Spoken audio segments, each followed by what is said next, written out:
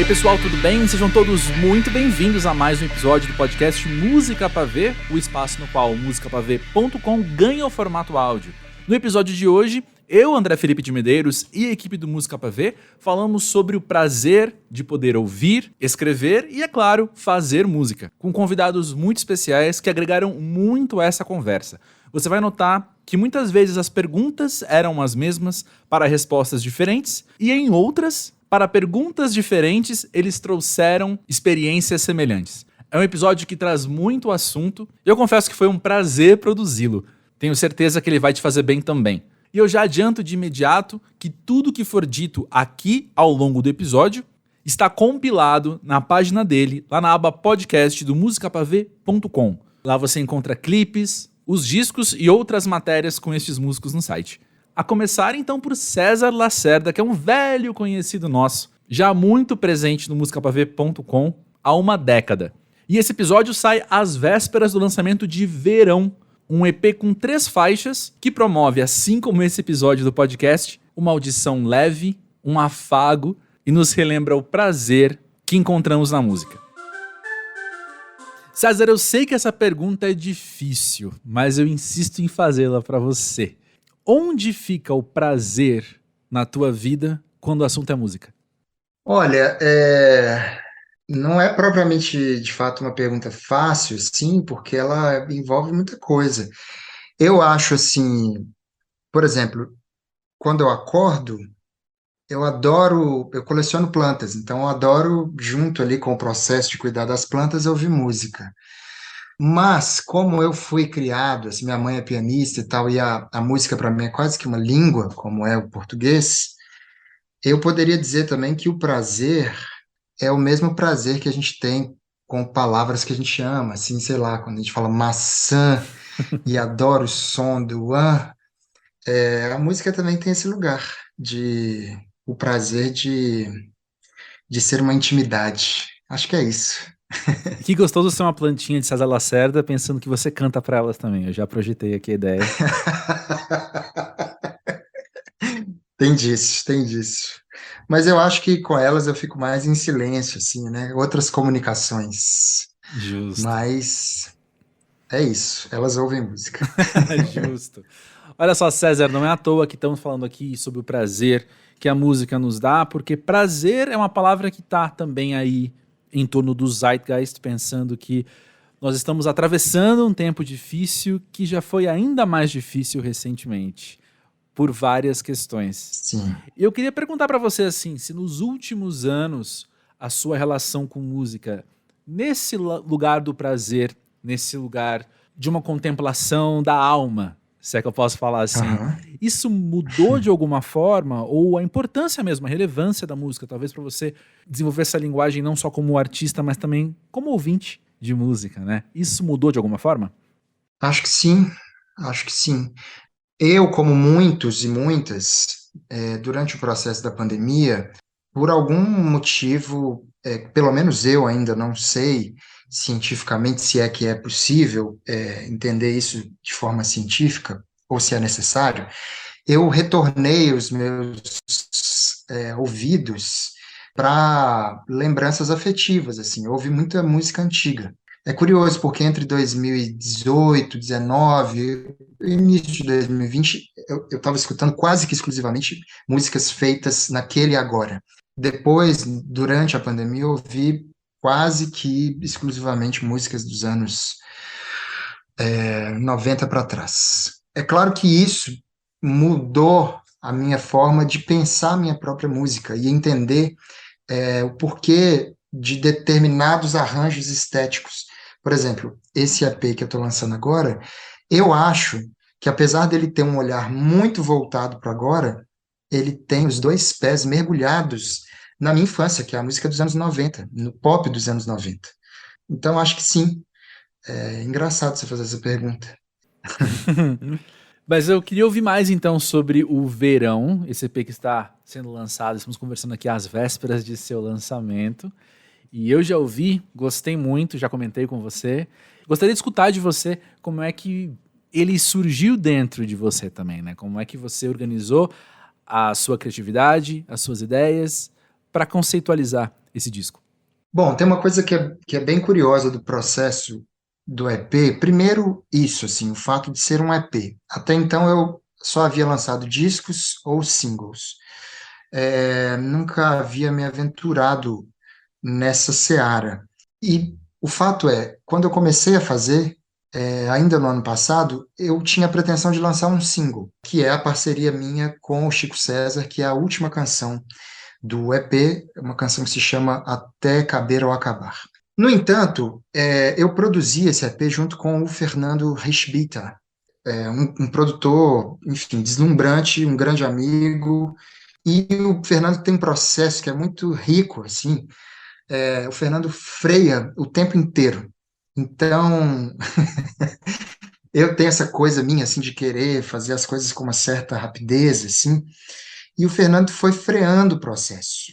E como somos muito amigos, assim, o processo foi ficando com cara, com gosto mesmo de amizade, assim. E aí, num dado momento, assim, a gente já estava bem adiantado com esse single. O Will Lopes, que é um compositor baiano, jovem, que vai lançar em breve seu primeiro disco, que é um disco, assim, fabuloso. Eu pedi para ele uma canção para eu colocar a letra e ele me mandou o Nítido Cristal Puro, que é a canção single, digamos assim, dentro do EP. Daí a gente imaginou que talvez fosse isso, duas canções, mas ao mesmo tempo uma coisa assim meio de compacto duplo, talvez não fizesse tanto sentido assim. E aí surgiu, por fim, a terceira canção, que é uma parceria com o Frederico Eliodoro, que se chama Maceió. E ali eu entendi, bom, então tem um assunto aqui. E eu vislumbrei, então, que havia naquelas canções uma energia de simplicidade, um prazer de ócio que me lembrou muito o verão. E tudo isso bastante envolvido pelo fato de que eu estava muito emocionado com a chegada desse verão, porque ele trouxe um ar, como eu digo o release do disco é uma carta, né, que eu escrevi, e eu digo ali que é a possibilidade de respirar um ar menos denso, menos tóxico. A chegada desse verão representa isso, de alguma forma. Então, o EP é sobre isso, assim, é sobre essa.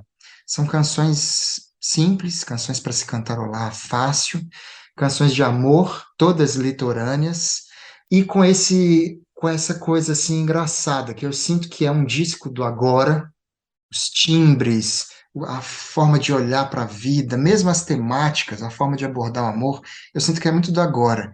Mas ele tem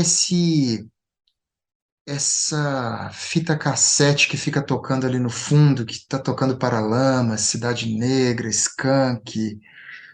É isso, eu acho que tem um pouco de anos 90 nele. Muito bom ouvir isso, porque também quando você diz, né, que você está acostumado a lançar ou singles ou álbuns e agora você faz um EP, uma coisa que eu anotei para conversar com você é que quando eu ouço essas 3 faixas, eu sinto que cabe tanta coisa nesse EP, cabe tanta coisa só nessas 3 faixas. E você logo citou também a simplicidade. É muito bonito pensar que no simples cabe tanto, né? Sim, sim. Tem uma coisa que é curiosa, assim, dos meus trabalhos em geral.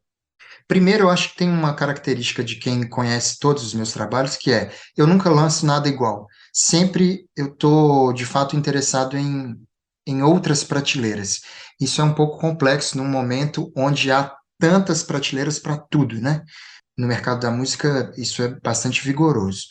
Mas o fato é que, nesse processo, assim, de fazer esse disco, talvez por fazer com o Fernando, talvez pela época da minha vida, não sei ao certo, mas eu desliguei um pouco a expectativa. Eu sempre lançava discos com a expectativa assim muito alta e muito tenso com o processo de lançamento e tal.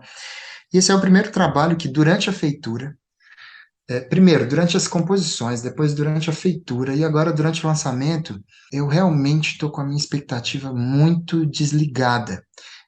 Claro, há sempre a expectativa, o desejo de que o disco chegue nas pessoas e tal, mas essa expectativa está mais, para não dizer que está desligada, ela está mais acalmada.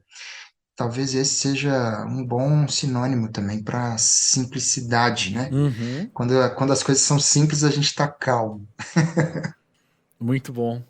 E você não tem expectativas para essa obra. E você tem experiência de sobra para saber que quando colocamos algo no mundo, nós não temos o menor controle sobre como aquilo é percebido pelos outros. Mas se coubesse a você, se você pudesse talvez guiar o ouvinte em um sentimento ou em alguma emoção que esse trabalho pode trazer, o que você escolheria que o ouvinte percebesse nele? Olha, eu sou uma pessoa da manhã. Eu acho as manhãs mais especiais do que os outros momentos do dia.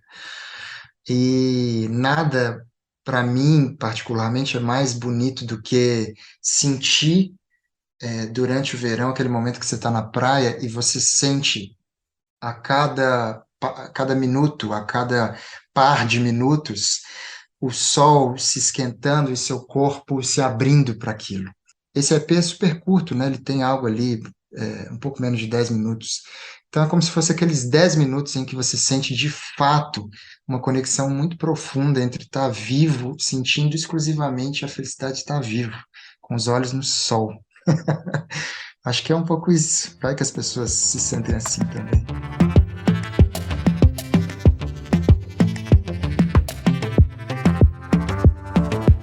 E aí, pessoal, eu sou o Nuno Nunes. Estou aqui para fazer algo que sempre me dá muito prazer, que é conversar com o pessoal do Música Pavê, conversar com quem faz o Música Pavê com muito carinho, os nossos pavezeiros. Estou aqui com o Guilherme Gurgel e o Vitor Henrique Guimarães. E já indo direto para o assunto, eu quero saber, de todos os assuntos que existem nesse mundo, a gente está aqui reunido para falar sobre música. Por quê? Por que esse assunto? Por que que a gente está reunido aqui para falar sobre música?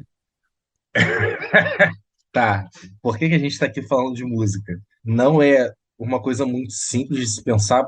Eu acho que de todas as coisas que a gente consegue, pelo menos eu vou ser bem pessoal aqui, de todas as coisas que eu consigo pensar em falar, acho que música é uma das coisas que eu mais falo, ao mesmo tempo em que eu falo com muita naturalidade, sem ter que virar uma chavinha. Porque é uma coisa que simplesmente vai muito fácil. Eu entro numa coisa com muita facilidade de falar sobre música e tentar fazer uma conexão ou outra e trocar com os amigos e ver quais shows que a gente vai, e catar alguma coisa que eu ainda não tenha escutado e tentar fazer umas referências e de repente você vai gostar disso porque você gosta daquilo. Talvez música seja a coisa que eu faça com mais, que eu consuma e que eu pense com mais facilidade. Não que eu seja super entendedor, mas por eu ser extremamente curioso com esse assunto, com o que é música, como é que se faz música, como é que funciona isso, como ela mobiliza as pessoas, como ela impacta as pessoas. Então, como é uma coisa que eu estou muito curioso o tempo inteiro, muito observador o tempo inteiro, acaba que às vezes isso não passa por um filtro de consciência no que eu estou fazendo. E aí, tentando chegar no porquê que eu estou aqui falando sobre música, é por isso, é porque é uma coisa que para mim é fácil. De novo, não que eu seja entendedor, mas porque para mim é um ambiente que é fácil estar, é bom estar, é confortável estar, é gostoso estar. Fazendo uma referência aí, o choque de cultura é uma droga que me faz muito bem, sabe? Bom, para mim, eu concordo, eu compartilho dessa ideia do Vitor de que é um lugar que é fácil, um lugar que é confortável estar, até porque a minha relação com a música é muito ligada à emoção, é muito pessoal, assim, é a forma como a música desperta emoções em mim e a forma como a música ajuda, me ajuda a elaborar as minhas próprias emoções, né? Então é quase uma forma de me entender ali na relação com a música. E aí essa troca sobre música, eu acho também que é uma forma de se expressar, né? A gente conhece muito as pessoas quando elas estão falando de música, das músicas que tocam elas, da forma como elas recebem cada música, as músicas preferidas. Então, assim, eu acho que ouvir música para mim é uma forma de me entender, de despertar novas emoções, de conhecer o que que mexe comigo, o que que não mexe, e falar sobre isso é uma forma de expressar e de conhecer outras pessoas também, através dessa relação com a música. Acho que entra uma coisa muito legal, nisso que você falou, é a questão da conexão. É de você conseguir se conectar consigo mesmo e de você conseguir se conectar com outras pessoas através de uma coisa que, ainda que hoje de uma forma diferente, né, nesse meio digital, é uma experiência que é coletivizada, né? Sentida individualmente muitas vezes, mas é uma experiência que é coletivizada. E que você tá ali num show, é uma experiência coletiva. Você tá ouvindo o lançamento no seu fone, é uma experiência que você está tendo, mas outras pessoas estão tendo também. Quando você fala sobre isso, você só é realmente um lugar de dar vazão para coisas que passaram, reflexões que você teve durante essa sua experiência e ver se de repente tem outras pessoas que sentiram da mesma forma que você, ou se tem diferenças nessas formas de sentir, quais foram elas, e aí você aprende sobre essa outra pessoa, e você aprende um pouco sobre você a partir de outra pessoa, a partir da música. Acho que é um grande exercício, a música é um grande exercício de estabelecimento de conexões, né? Vitor, isso que você falou também para mim é muito forte, essa parte da coletividade, da música, de unir as pessoas. Eu acho incrível esse sentimento de como, quando as pessoas gostam da mesma coisa, elas conseguem se unir, elas têm algo que aproxima e automaticamente fica muito fácil, fica muito bom de conviver com alguém que gosta de falar das mesmas coisas que você, né? Uma coisa que eu quero perguntar para você, Vitor, você falou dessas experiências do universo da música, seja ir num show, seja ouvir um lançamento no seu fone, ou seja, entrevistando alguém, escrevendo sobre alguma coisa nova. Eu quero saber se tem alguma experiência que você lembra onde você se sentiu bem de alguma forma, ou onde você sentiu alguma coisa, e você consegue descrever em palavras para mim qual que é o prazer que isso traz para você? Cara, porra, já foi tanta coisa. Eu tava falando com minha namorada esses dias, eu já fui a muito show na minha vida. Eu já escrevo sobre música há 10 anos. Mas assim, vou aqui falar sobre a primeira coisa que passou pela minha cabeça quando você estava me perguntando. Eu lembro de um dia que eu escrevi sobre uma banda no finado Disco Pops, lá em 2011, 10. E eu escrevi sobre uma banda que o Coldplay tinha falado no Facebook deles. E aí eu fiquei muito feliz ouvindo o álbum, achei muito foda, e aí escrevi sobre eles. E aí logo depois eles entraram em contato comigo, porque logo no início do texto eu tinha colocado, cara, é muito triste que eu não consigo comprar um CD, e eu na época não tinha Spotify, então eu não consigo comprar um CD, eu não consigo baixar o CD porque acabou de sair, e aí eu fiquei tipo, como é que eu vou conseguir ouvi-los? E aí, no que eu publiquei a matéria, eles mandaram um e-mail para mim com o código para fazer o download do álbum. E aquilo foi, tipo, mágico para mim. Foi uma das primeiras vezes que eu tive essa experiência de estar em contato com alguém sobre quem eu estava escrevendo. Isso aconteceu uma vez ou outra ali, e acho que essa conexão com os artistas também é uma parada que é muito assim, me faz entrar na velocidade da luz, sabe? Entra na Millennium Falcon e aperta Valatil, e aperta o botão, e é isso. Eu entro nesse lugar. Quando eu vejo que o que eu falei, a experiência que eu tive, as sensações que eu tive, falando sobre uma música de um artista, o álbum de um artista, eles conseguem se identificar ou identificar aquilo ali, uma parada bacana e, entre aspas, dão validade ao que eu estou sentindo, embora eles não precisem dar, o que eu estou sentindo é o que eu estou sentindo. Mas é legal que rola esse tipo de conexão, rola essa coisa de o trabalho está circulando, sabe? A música está circulando, a energia está circulando, a coisa está acontecendo. Eu acho que isso é muito bonito quando você consegue identificar essas conexões acontecendo em várias dimensões e você ainda recebe um presentinho por isso, pô, isso é maneiro pra caramba. Vitor, é muito curioso você dizer isso, porque eu compartilho desse mesmo sentimento, sabe? Isso não foi combinado, a gente não falou sobre isso antes, mas eu também sinto a mesma coisa quando a gente escreve, faz uma entrevista ou publica alguma resenha, vem um artista dizer assim, pô, obrigado por falar sobre isso, você deu um gás pra gente aqui, a gente ficou mal animado pra continuar fazendo. Isso pra mim me enche de alegria, assim, eu sinto que eu tô fazendo a minha parte, sabe? Então esse é um dos prazeres que eu tenho aqui falando sobre música. Eu quero perguntar para Guilherme Gurgel, qual que foi a melhor experiência que isso já te proporcionou? A melhor experiência que você já teve por fazer isso que a gente faz, que é falar sobre música. Bom, eu juro que eu não tô copiando a resposta dos coleguinhas, mas a minha melhor experiência foi definitivamente a primeira vez que eu entrevistei um artista, que foi com a Bad Sister, que eu fiz uma entrevista com ela. Eu já sou repórter há alguns anos, eu já entrevistei prefeito, governador, gente que assassinou outra, gente que perdeu membro da família. E essa entrevista com a Bad Sister foi uma das que eu mais fiquei nervoso na vida. Foi uma das que eu mais me preparei. Eu passei dias ouvindo o álbum dela, eu passei dias ouvindo cada faixa, fazendo anotações, pensando detalhadamente no que eu ia perguntar. Eu acho que a oportunidade de estar tendo esse contato, né? Eu que não sou uma pessoa que vivencia a música de nenhum outro lugar, a não ser como ouvinte, agora como pessoa que escreve sobre música também, né? Mas eu não sou artista, não tenho conhecimento técnico. Então, assim, tá tendo essa experiência, para mim, é muito incrível. É como se fosse realmente conhecendo uma pessoa que eu fui fã a vida toda. Não necessariamente a Bad Sister, apesar de eu gostar muito dela, mas conhecer quem faz o que me acompanha pela minha vida toda, que é conhecer quem faz música. Isso tá sendo mágico para mim. Acho que é esse lance da admiração é um tempero importante nisso, né? Você está escrevendo sobre, você está entrando em contato com pessoas que você admira em algum nível, ainda que você admire há 2 semanas em que você está ouvindo aquele álbum ali. E compartilhar essa admiração é um negócio que bate também, né?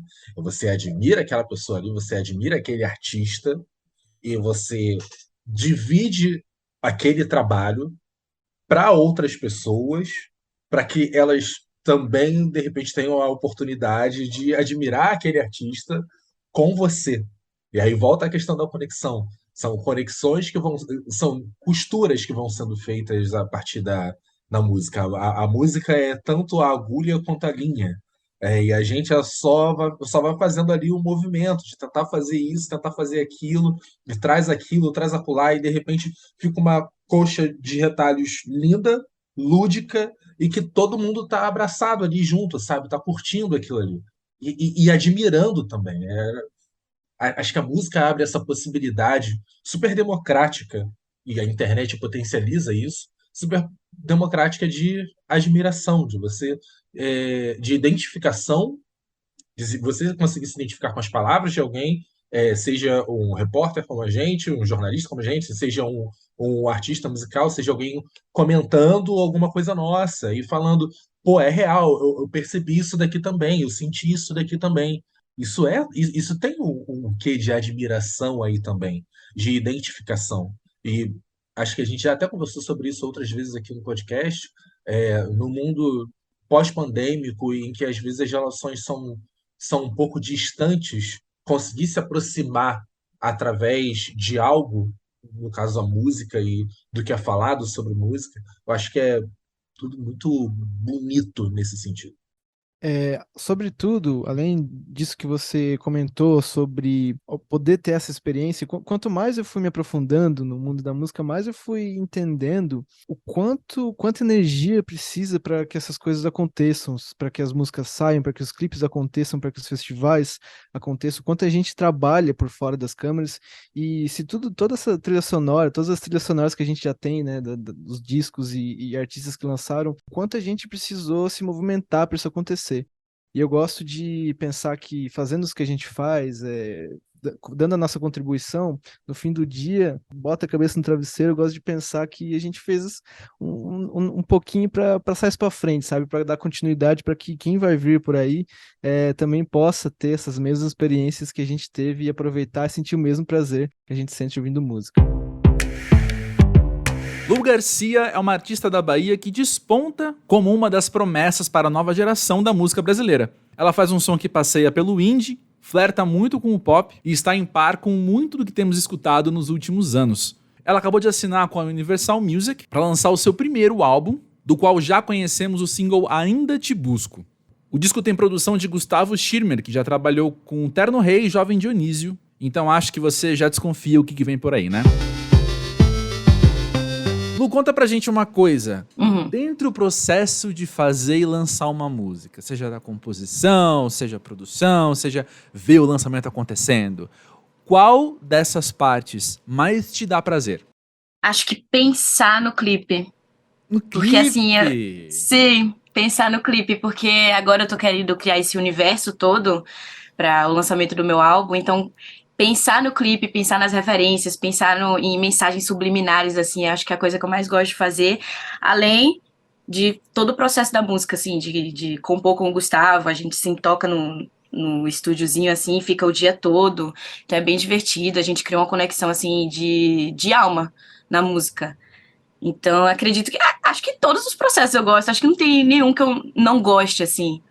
Porque eu sempre tô muito em tudo, sabe? Tipo, eu sempre tô tanto na parte de produção musical, tanto na parte, enfim, de roteiro de clipe, tudo, eu tô lá dentro. Então, acredito que todas as partes, assim, são bem prazerosas pra mim, porque eu sempre tô acompanhando tudo. Saquei, bom, mas o que eu escutei de você é que você curte criatividade. Você curte o trabalho criativo. Conta pra gente, Sim. então, desse universo dos clipes que você Universo? comentou. É. Tudo começou com a Karuma. Muita gente aí, inclusive, perguntando o que que é Karuma? Quem é Karuma? E a Karuma, não sei se você viu o clipe de Quem Me Dera. A Karuma é aquela coelha Uhum. que tem todos os straizinhos dela. E é muito louco porque tudo começou com um coelhinho que eu tinha de presilha. Foi minha stylist, a minha primeira stylist que fez, e era um coelhinho inspirado em Donnie Darko. E Uhum. aí ela pegava esse coelhinho e colocava preso no cinto. E aí, esse coelho, ele tinha uma coisa muito louca, porque ele sumia e aparecia do nada pra mim, assim, às vezes eu tava andando, aí ele acabava caindo em algum lugar, ou então eu, sei lá, perdia ele, mas sempre eu conseguia encontrar ele de algum jeito, assim, eu voltava, ele tava no chão, e aí meio lerda, eu sou meio lerdinha, né? Aí eu ia, olhava pro lado, tava ele no chão. E aí eu peguei o coelho um belo dia, em uma semana que eu estava em Salvador, eu estava ficando com uma pessoa. Acabou que eu cheguei na casa do meu pai e encontrei esse coelho pendurado na frente do elevador da casa do meu pai. Eu não tinha, tipo assim, esse coelho ele tinha sumido pra mim, eu nem lembrava dele. E Aham. aí, quando eu cheguei na casa do meu pai, ele tava pendurado, bem na correntinha, na frente do elevador, onde fica aquele negocinho vermelho, que eu não sei o nome. Hum. E aí eu peguei o coelho, quando eu me encontrei com a pessoa, era o último dia dela, eu dei o coelho pra pessoa e falei assim: esse coelho aqui é pra você, porque é um símbolo de que sempre volta, eu sempre vou voltar. E entreguei pra pessoa. Aí o que é que eu fiz? A pessoa fez uma merda comigo, e aí eu ressignifiquei a simbologia do coelho para o karma. Por isso que o nome dela é Karuma, é karma em japonês, porque o karma sempre volta também. E aí a Karuma é exatamente isso, ela é uma personagem que ela tá cuidando sempre de mim, ela sempre tá comigo, ela sempre volta pra tá me protegendo. Então eu meio que ressignifiquei isso. E é muito louco, porque ela cresceu muito, assim, tipo, ela tinha começado em Quem Me Dera, por Uhum. causa dessa referência, dessa simbologia, e agora eu tô levando ela pra todos os clipes como alguma, tipo assim, ela tá lá, entendeu? Tipo assim, é Sim. algo que tá me acompanhando. E tem o Todai também, né? Tudo faz parte desse universo. O Todai também surgiu dessa história da Karuma, e o Todai significa basicamente um amor unilateral. Hum. É algo que é pela metade, assim, que é alguém que tem uma superfície muito brilhante, ele tem essa cabeça de globo que muita gente acha que é até referência de bateria social, que é uma referência de bateria social, porque eu sempre tive muito essa estética de discoteca, Uhum. de globo, e aí é exatamente isso, é uma cabeça que por fora é algo muito lindo, muito brilhante, mas por dentro é vazio. Então Uhum. é meio que exatamente isso, tipo, enfim. E eu amo, eu estou em busca de novos personagens. Vamos ver o que é que minha vida vai me trazer aí para novas simbologias. Certíssimo. Bom, e a gente tá vendo aí, então, o Ainda Te Busco, que dá continuidade a tudo isso que você tá falando, né? Como é que foi Sim. combinar, então, todos esses elementos nesse novo clipe? Então, surgiu nesse novo clipe o novo personagem que eu tô apresentando, que é o Todai. E ele é um manequim que ele tem a cabeça de globo, que é o que eu falei sobre ela ser brilhante por fora e vazia por dentro. E ele é pela metade do corpo nesse clipe, que significa que é uma pessoa que eu abraço, mas que ela ainda tá se entregando pela metade pra mim. Essa é a simbologia dele. Uhum. Bom, e Ainda Te Busco é o seu primeiro single saindo pela Universal Music, então Sim. eu digo que é um para além de um lançamento, é um acontecimento na sua carreira. Quando a gente pensa na linha do tempo, sei lá, daqui quanto tempo, quando a gente olhar para trás, a gente vai falar, ó, esse clipe aqui simbolizou esse novo momento, né? Por que escolher essa música para ser esse ícone dessa época? Acho que Ainda Te Busco, ela engloba muita coisa, assim, que eu me identifico muito numa música. Que é um refrão muito vibe, com a letra bem, assim, pessoal. E toda a estética dela, essa estética dos anos 80, assim, essa vibe, assim, retrô, é muito forte nela. Então é algo que eu me identifico muito nela, fora a letra, que é algo que é muito pessoal, assim, pra mim. É algo que é passado, foi algo do passado, mas é algo que é muito engraçado isso, inclusive, porque todas as músicas que eu escrevo, mesmo que tenham sido em épocas diferentes, elas começam, parece que sempre que vai lançar, elas começam a acontecer de novo. Tipo assim, parece que toda a letra dela, ela se ressignifica para a situação que eu tô passando, de novo. Igual o coelhinho que volta, as letras também voltam. Exatamente, as letras também voltam. E ela é algo muito vivo pra mim. Todas as minhas músicas, tudo que eu faço é algo que sempre tá muito vivo. É algo que eu, inclusive, falei ontem. Que quando você escreve, quando você compõe algo, é como se tudo o que você sente ficasse muito vivo naquilo que você escuta. Então, muitas vezes, assim, eu escrevo uma música e às vezes eu nem sinto mais nada do que eu sentia quando eu escrevi, mas é como se fosse um resquício de algo que tá lá, entendeu? Sabe? Tipo, é algo que tá vivo ainda. Então eu ouço e eu relembro tudo que eu passei, relembro tudo que eu sinto. E é muito louco isso. Massa demais. Lu, vamos falar mais dessa vibe retrô que você comentou, que tá nas músicas também. Como é que você encontrou a sua estética? Como eu encontrei? Assim, eu acho que eu sempre fui muito pra esse lado vintage, assim, na minha vida. No sentido de eu sempre... Não sempre, mas eu sempre escutei bastante cantores, assim, mais vintage, tipo assim, Elvis Presley, a Lana Del Rey também. E acho que sempre foi algo muito vivo e que eu acho que encontrando o Schimmer foi algo que cresceu muito, que o Schimmer, o Gustavo Schimmer é o meu produtor, e ele tem toda essa vibe muito retrô, assim, então quando a gente se encontrou e quando a gente, assim, combinou as nossas almas na música, foi algo que só cresceu.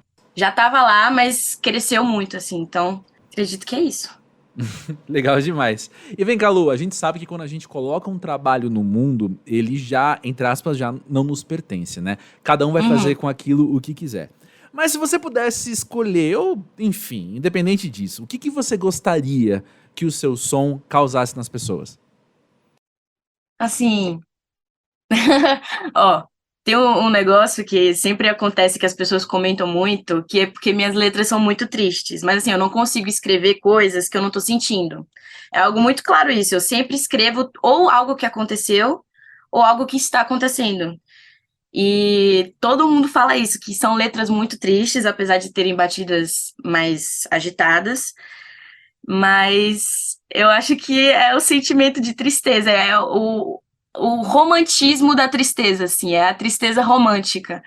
Acho que é esse o sentimento que as pessoas sentem, assim, pelo menos é algo que eu vejo muitas pessoas comentarem. E quando você tá E eu escrevendo, amo. produzindo, você tá pensando que isso pode acontecer, ou que você quer que isso aconteça? Não, normalmente eu escrevo o que é que, tipo assim, hoje, como é que a gente escreve? O Shimmer, ele começa uma base, e aí eu vou sentindo o que é que a base vai, tipo assim, encaminhando, tipo, se direcionando. E aí eu sinto, não, vou escrever sobre isso que aconteceu.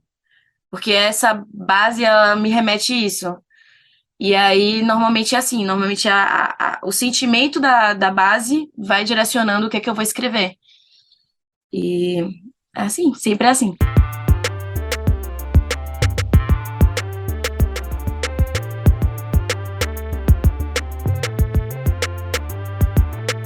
Badia Saad é uma força da música brasileira contemporânea. Ela não só é tida como uma das maiores instrumentistas que temos hoje, como também tem um trabalho consistente como compositora e como intérprete. Ela trabalha hoje a turnê do disco Ilha, lançado em 2022, que após passar por São Paulo, Tem vários shows no estado do Rio de Janeiro agendados para março, incluindo na capital. E ela retorna a São Paulo em abril, antes de partir para levar essa turnê também para o exterior. Você encontra link para a agenda na página deste episódio, no musicapavê.com. Nossa conversa foi sobre o Ilha, foi sobre shows, mas acima de tudo, foi sobre, como você bem imagina, o prazer de fazer música. Mas é muito interessante como você tem o privilégio de atuar em diferentes frentes da música, né? Seja ali como compositora, seja como instrumentista, seja como cantora. E eu fico curioso quando eu vejo a sua carreira, quando eu vejo o seu trabalho. O prazer de fazer música é o mesmo em todas essas funções? Ou cada uma delas tem o seu próprio prazer, o seu próprio privilégio? Pergunta interessante, né? Eu acho que falando que nem o vareia. Porque todas essas atividades artísticas, né, elas têm um ponto de alegria, assim. Mas, por exemplo, se existe algum foco de tensão, daí já não é tão fluido assim. Justo. Quer dar um exemplo para a gente entender melhor? Se tem alguma parte, se é no instrumento, tem uma escala muito rápida ou algo do tipo que eu não estou conseguindo fazer naturalmente, que vai ter que estudar muito para chegar naquele resultado, então já parte de um princípio que tem não está fluido. Então, se eu precisar exercer essa música enquanto ela não estiver fluida, me traz menos prazer do que aquelas músicas que eu chego ali no palco e posso tocar à vontade, sem pensar. Porque o meu goal é sempre entrar no palco e deixar todo o lado esquerdo do cérebro fora do palco. Sim. É a emoção que entra ali, é a conexão direta com... Né, todo mundo acredita na sua própria forma de se conectar com esse sagrado silencioso, e é assim que eu gosto de entrar no palco, conectada com esse sagrado silencioso, porque é daí que eu me transformo em muitas, né? Que lindo! É essa emoção que se conecta com o público, etc. Que lindo! Meu amigo Gustavo Bertoni compartilhou agora há pouco no Instagram um vídeo no qual um cara perguntava para um músico de jazz, né? Falava assim, o jazz, ele é feito pro ouvinte ou pro músico? Aí o músico respondeu assim, toda música é feita pro ouvinte, mas o músico é o primeiro ouvinte. Quando você fala disso, da dificuldade de uma escala muito rápida, alguma coisa assim, onde você encontra satisfação? Que é uma outra palavra para prazer, talvez, né? Onde você encontra esse prazer? Como é que eu posso dizer? Talvez o desafio de uma execução perfeita, ou é pela beleza da melodia, pela beleza da poesia? Eu volto na mesma tecla. O prazer, ele se dá quando eu esqueço quem eu sou. Perfeito, sim. Sabe? Então, assim, quando... Por exemplo, se eu estou estudando em casa, que não tem a plateia, que não tem o palco, que não tem essa hora e meia que a gente experimenta tantas emoções, que no dia a dia a gente não tem essa oportunidade, né? Vou só fazer um parênteses aqui, eu estava vendo entrevista, nossa, de umas dessas atrizes fenomenais que a gente tem, agora no momento eu não me lembro, uma Fernanda Montenegro da vida, mas não era ela, mas todavia falando assim, que a atriz, né, o papel do ator, da atriz, é sempre são pessoas muito vividas, porque elas têm a experiência de, no decorrer de uma vida, ser muitas. No decorrer daquela uma hora e meia que você está ali no palco, você experimenta muitas emoções, que vai da coisa mais sensível, sensual, provocativa, até uma coisa, um desabafo, um movimento político, ou uma catástrofe, uma dor de amor.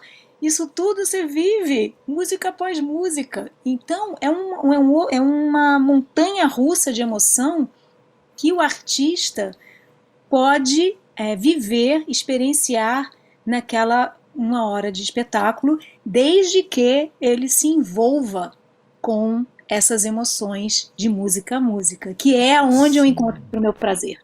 Sim, Então, perfeito. assim, eu exploro ao máximo essa minha conexão com essas várias personagens que a gente carrega dentro, né?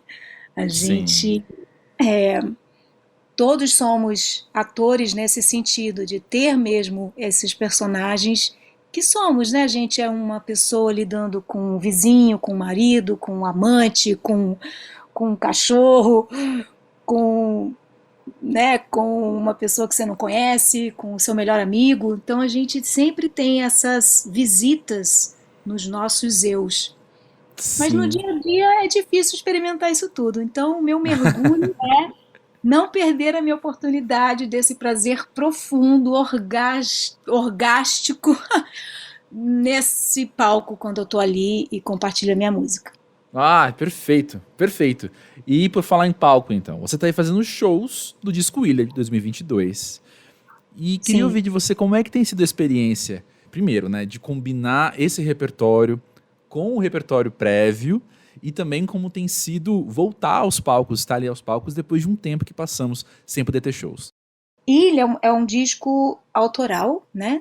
Uhum. Feito em parcerias com pessoas artistas de gerações diferentes, porque eu queria justamente filosofar sobre o conceito do disco, que é: se tivéssemos a oportunidade de recomeçar nossas vidas, a humanidade, tudo de novo, o que a gente quer levar de verdade? Qual é a essência disso que a gente quer levar? O que importa? É interessante porque a conversa com as 3 gerações foi sempre meio parecida, né? Porque a essência é a mesma para todos, né?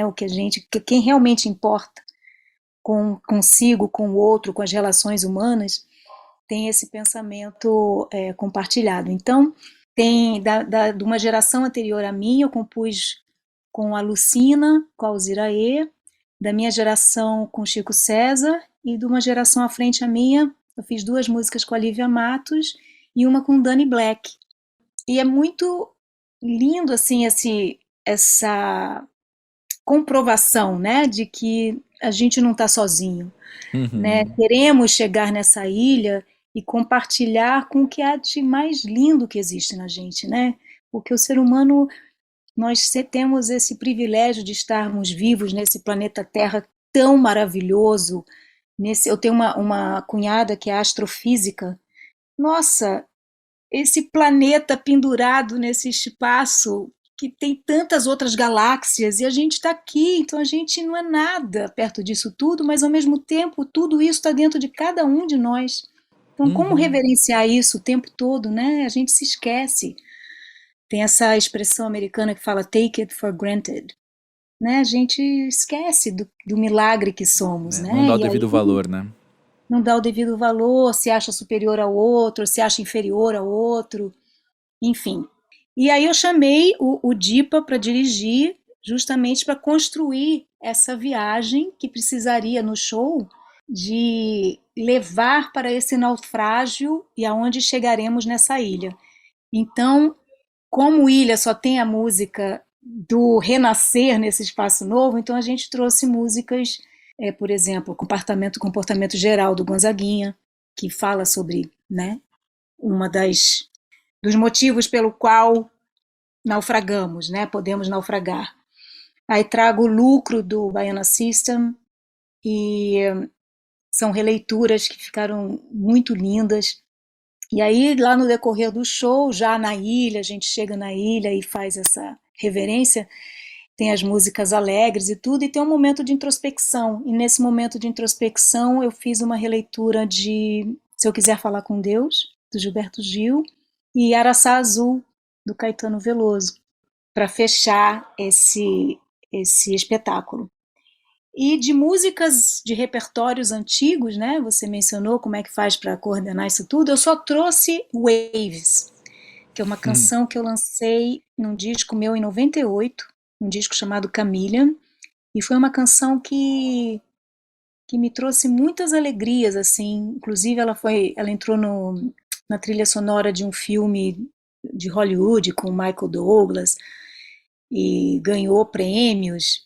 Enfim, essa música ela entrou no repertório do show justamente por se ter tratar do mar, né? Que envolve essa ilha e tal. E aí você falou, você perguntou como é que é voltar a fazer show, né, presencial. Menino, você sabe que eu fui, não sei em porcentagem, mas eu fui uma das pessoas que não parou. Ainda Bom, fiz muitos shows online, etc. Mas ainda na pandemia, no primeiro ano da pandemia, a minha filha se mudou para os Estados Unidos, no meio da pandemia, porque ela é americana, e ela começaria o colegial lá. Já estava tudo combinado desde antes da pandemia. E aí eu não interrompi o processo, levei ela, a gente pegou o primeiro avião da American Airlines, o primeiro voo da American Airlines, em agosto de 2020, né? 20. Fui com ela para lá, e ainda em 2020 eu fiz um show presencial nos Estados Unidos, num clube que, não foi em agosto, eu voltei para ver minha filha em janeiro, em janeiro de 21 eu fiz meu primeiro show presencial, de um clube em Minneapolis que fizeram todos os ajustes para poder atender, né, o público, as exigências dos protocolos e tudo. Então eu toquei dentro de um aquário, né, a plateia toda distante, diminuiu a capacidade do teatro, ficou só 1/3 do teatro em funcionamento, mas eu fiz o show. Sim. Então eu não parei praticamente de fazer shows online, shows presenciais. Mas enfim, aqui no Brasil eu também fiz, já em 21 eu fiz, em Santo André, no Sesc, também sem plateia. Então. Mas agora o ano passado começou aqui de volta. Agora é o seguinte, Sim. nada substitui o público. Exato, é aí onde ia chegar. Essa interação ao vivo nada substitui, porque o fato da gente poder estar aqui, né, conversando virtualmente, tem essa grande vantagem da tecnologia, né? A gente poder seguir nossas vidas distantes. Mas o calor humano não tem jeito, né? Uma transa virtual não é a mesma do que uma transa 2 a sós. Com certeza. E olha só, por falar nas parcerias que você comentou agora há pouco, isso é algo que eu tinha anotado para te perguntar. Qual o prazer de poder fazer parcerias para você? É delícia, né? É um ato de amor também, porque principalmente com esses parceiros que entraram nessa viagem comigo, foi um ato de respeito muito grande, porque fizemos essas músicas ainda na pandemia, então cada um no seu canto, a gente só conversou virtualmente, e um mandando files, né, mandando as gravações, as ideias das letras, cantando, tudo através virtualmente. Mas foi assim um ato de respeito no sentido de, quando a Lívia Matos ouviu uma letra que eu escrevi para um pedaço da música que a gente estava fazendo junto, ela disse, Badi, mas eu não curti essa coisa aqui, eu acho que pode ficar melhor assim. E aí ela manda uma melodia, eu falei assim, Lívia, e se a gente fizesse assim? Então, não houve esse milindre de ficar com medo do que o outro vai... Ótimo. Sabe? Sim. Essa linguagem muito aberta e franca, mas eu acho que eu prefiro do jeito que eu tinha escrito. De boa então, vamos nessa, né? Então foi um diálogo construído com muito amor e respeito.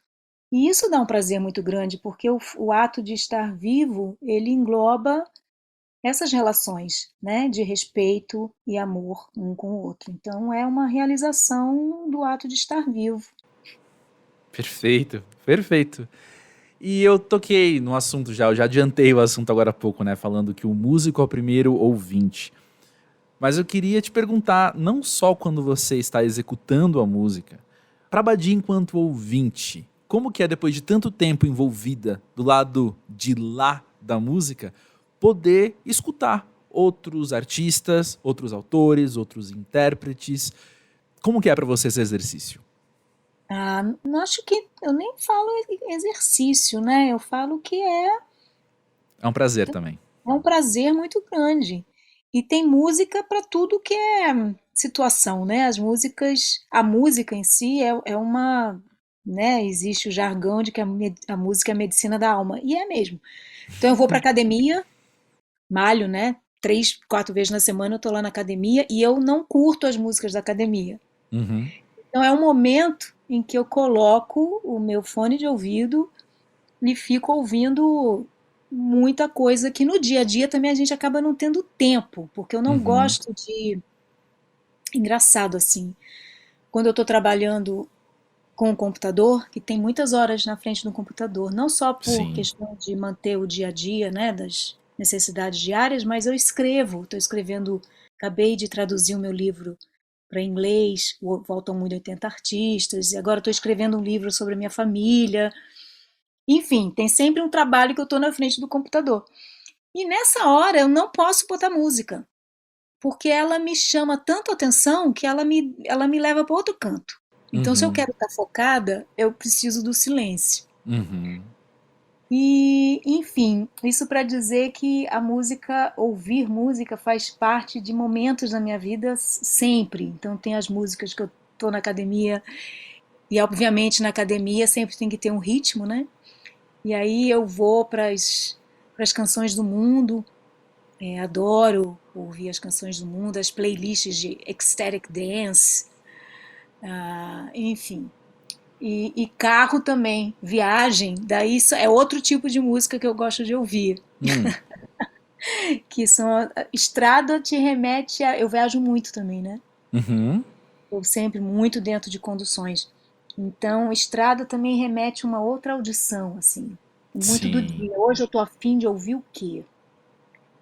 E tem uns artistas que eu sempre, em qualquer situação, é bom de ouvir. Eu ouço muito Billie Holiday. Billie Holiday entra em muita situação, entra na academia, inclusive. Mas estou sempre atenta e gosto muito de ficar ouvindo a música que está chegando Sim. e descobrir quais são os artistas que me emocionam hoje em dia, né? Para eu estar próxima deles, saber o que está rolando. E nessa a gente vai descobrindo pérolas que hoje é mais difícil a gente chegar até nós, né? O advento da internet, ao invés de facilitar, facilita por um lado, mas por outro você corre o risco de ficar só dentro da sua bolha. Uhum. Você entra ali no seu feed do Instagram, você só vai ver quantos por cento daquilo que você já vê todos os dias, né? Então não chega coisa nova, e essa coisa nova você tem que buscar. E às vezes você esquece de buscar, você fica confortável na tua zona de conforto. Então eu gosto de sair da zona de conforto. E faço isso nas minhas viagens, nas conduções.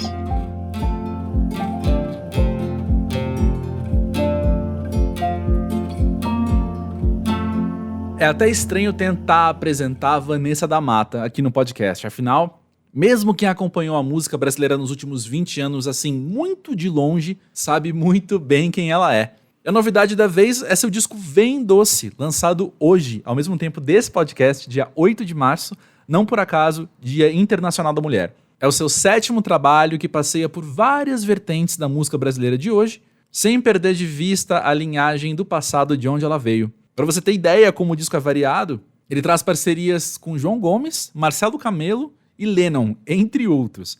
E existe aí em Vem Doce uma informação muito curiosa. 2 de suas faixas, a faixa título e Face e Avesso, foram gravadas com a chamada afinação áurea, que usa a nota Lá em 432 Hz como referência, ao invés de 440, como é comum.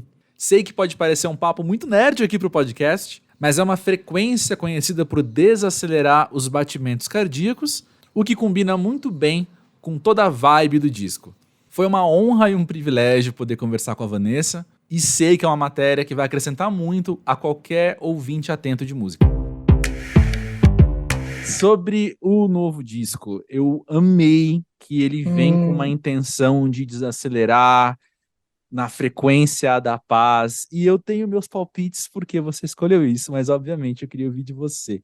Por que trabalhar nessa frequência? Por que trazer uma obra dessas agora? Olha, finalmente alguém entendeu o que é essa frequência. Ninguém falou dessa frequência até agora, né? Na verdade, é isso mesmo. Eu acredito nessas figuras invisíveis, né? Acho que a gente ainda é muito pequeno para entendê-las e vê-las, etc. e tal. Mas também por isso, eu gosto muito dessa frequência em vários sentidos, não só pelo que ela implica por dentro de tudo que a gente está falando, de harmonização, mas a afinação também é muito interessante. Essa é uma afinação antiga, né? Então, colocar os meninos ali para sair do conforto, dizer, vamos fazer 4, 3, 2, Rex, blá, blá, blá.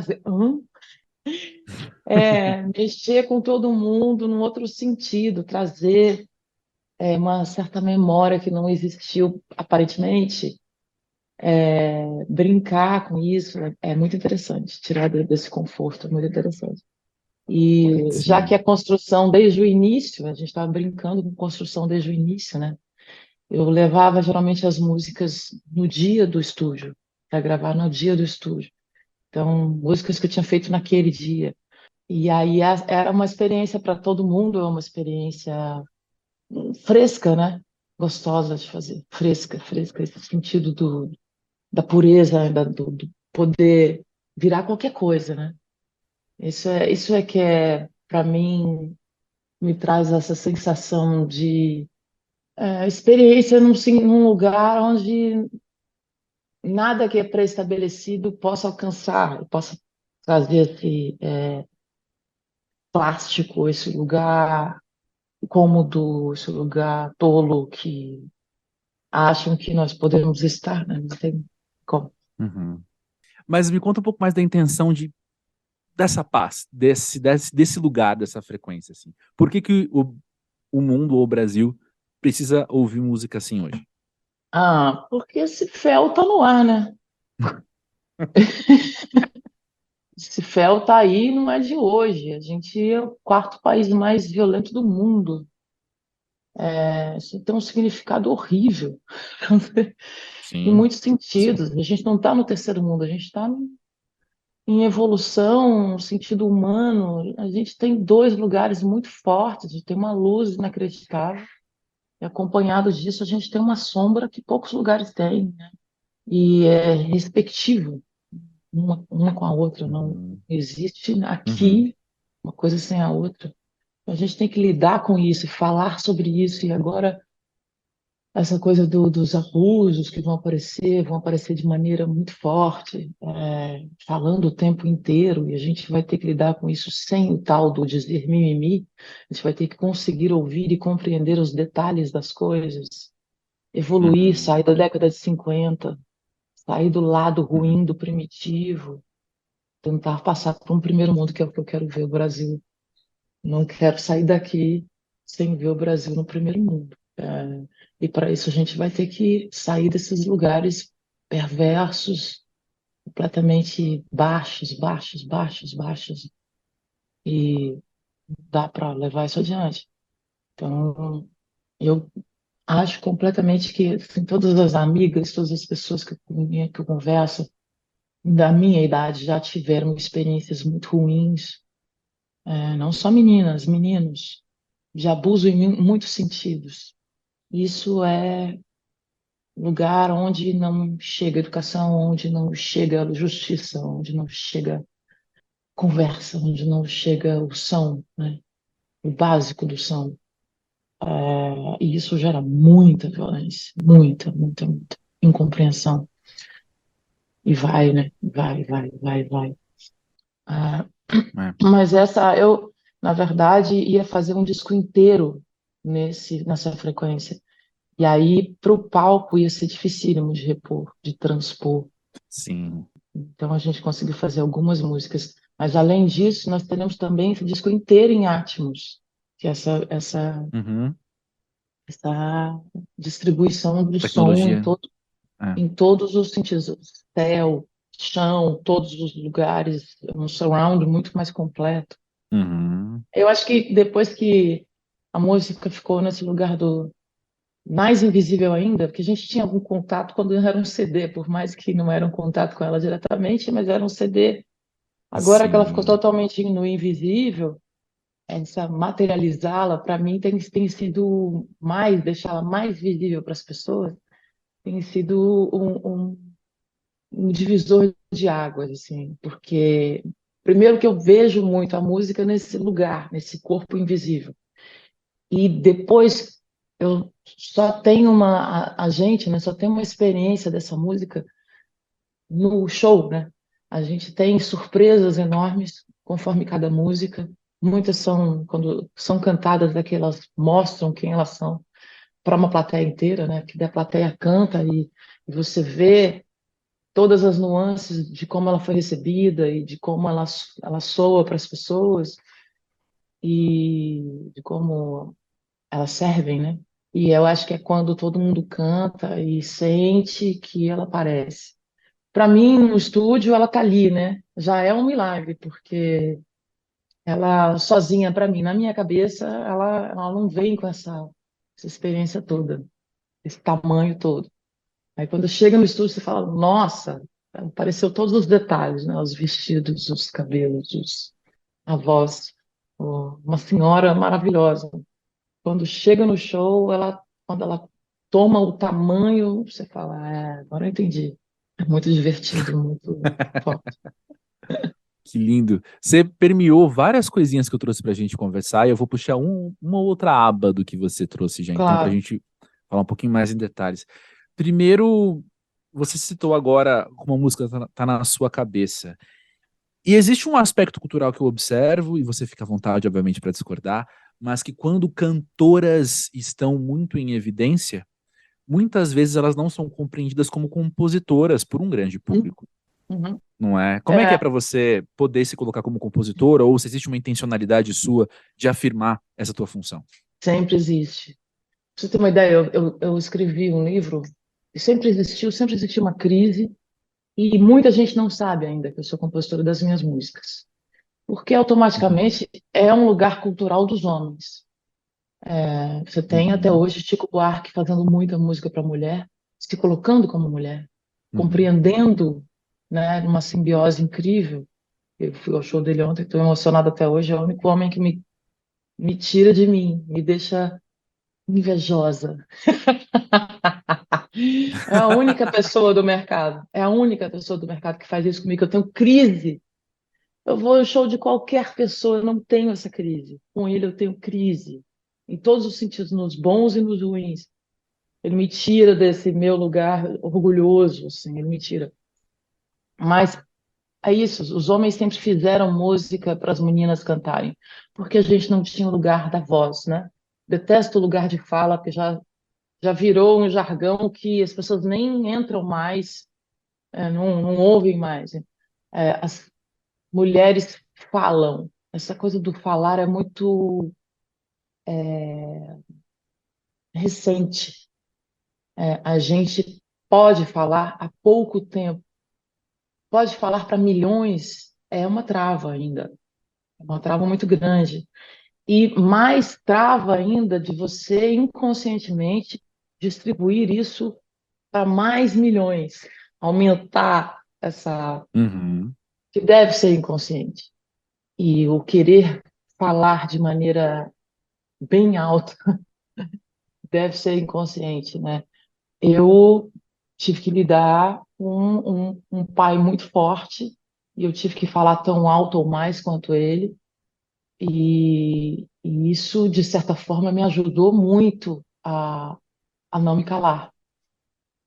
E isso foi distribuído depois com a minha música. Eu percebia que tinham maravilhosos compositores. Eu vi os meus amigos compositores estudando o dia inteiro instrumento. Eu sabia tocar muito pouco.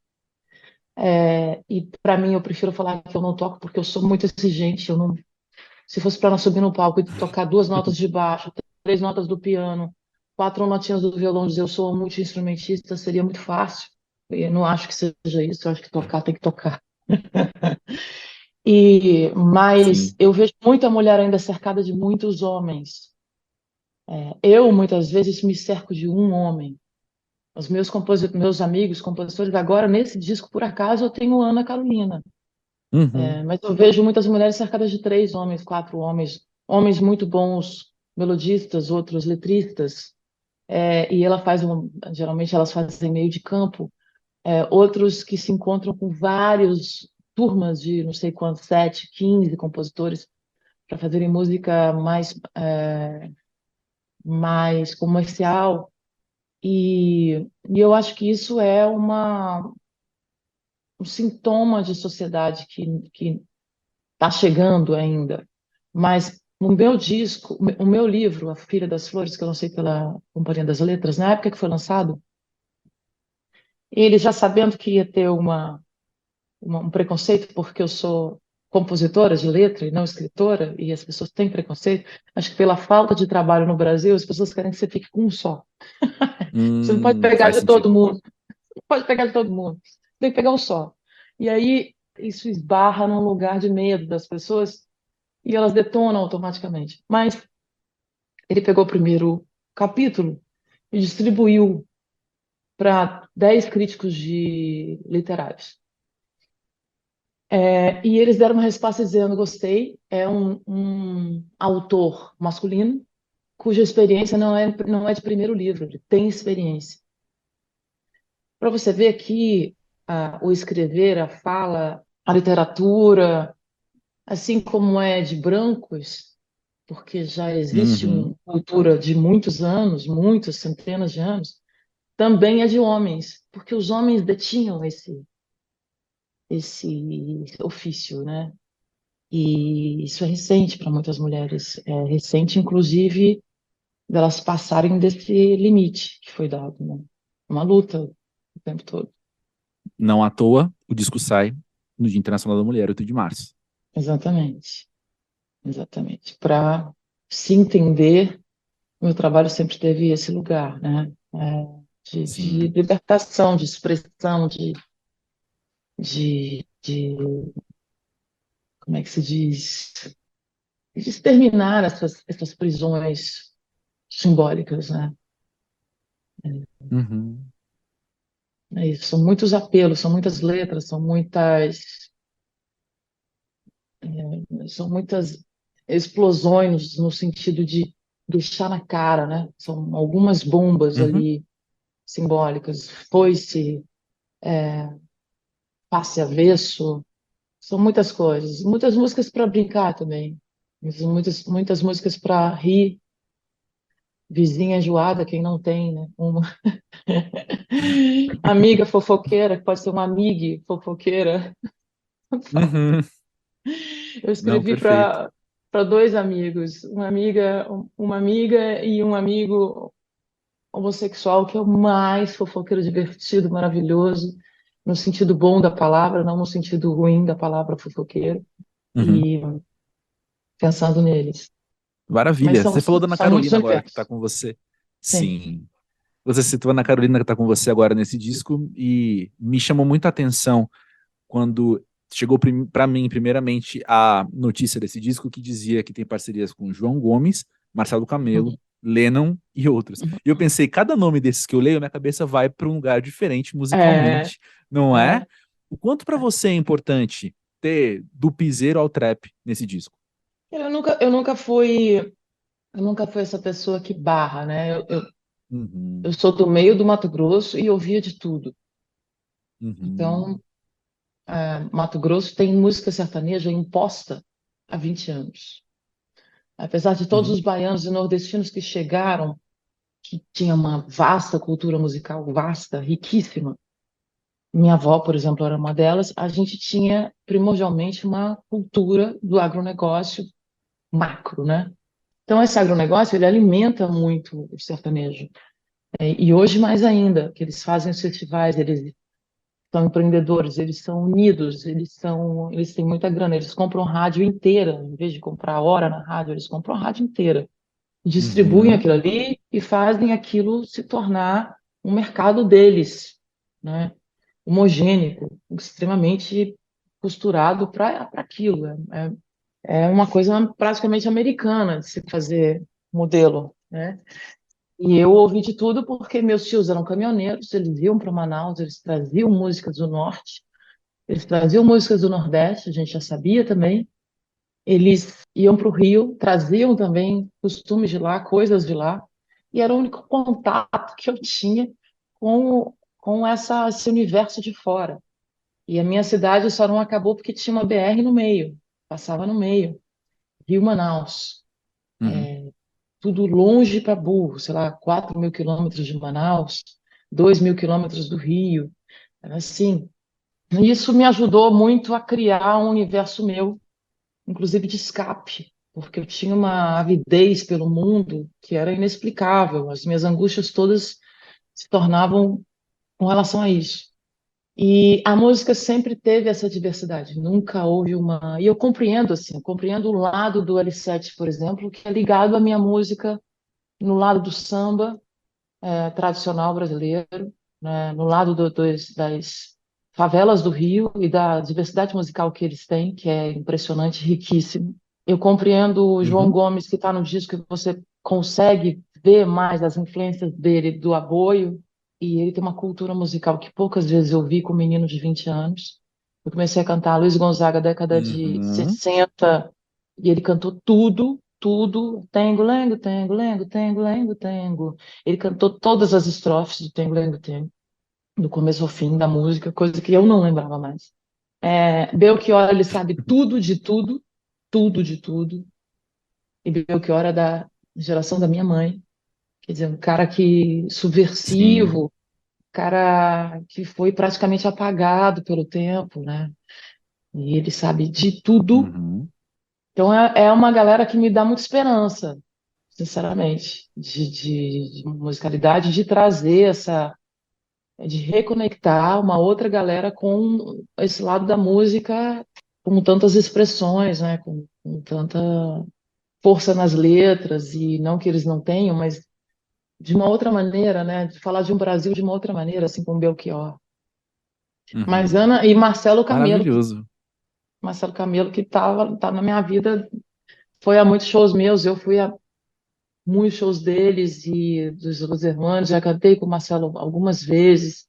Então, sempre que vou a Portugal, me encontro com ele, eles vêm para cá, a gente se encontra, bota as crianças todas juntas. Quer dizer, ela tem uma, eu tenho três, que não são mais crianças, que cuidam da pequenininha, é, a gente tem uma cumplicidade já musical faz muito tempo. Então, isso é. Agora, por não sei, pelos anos, pela distância, oceano no meio, talvez a gente não tenha feito músicas antes por causa disso, mas temos muitos amigos em comum, temos um universo muito próximo. Sim, bom demais. E eu Hum. fico curioso, assim, com essa sua carreira, que já tá aí há 2 décadas, com tanto show que você já fez, tanto disco que já gravou, tanta parceria, tanto, o que que hoje mais te dá prazer em trabalhar com música? Cara, outro dia eu tive uma cantora que virou para mim e disse assim: mas você, como se estivesse desprezando, mas eu percebia que tinha uma dor profunda de Hum, não ter a mesma coisa. Eu não saio de casa, não preciso sair de casa e ganho o dobro do que você ganha. Você hum, precisa ir lá para não sei onde para cantar.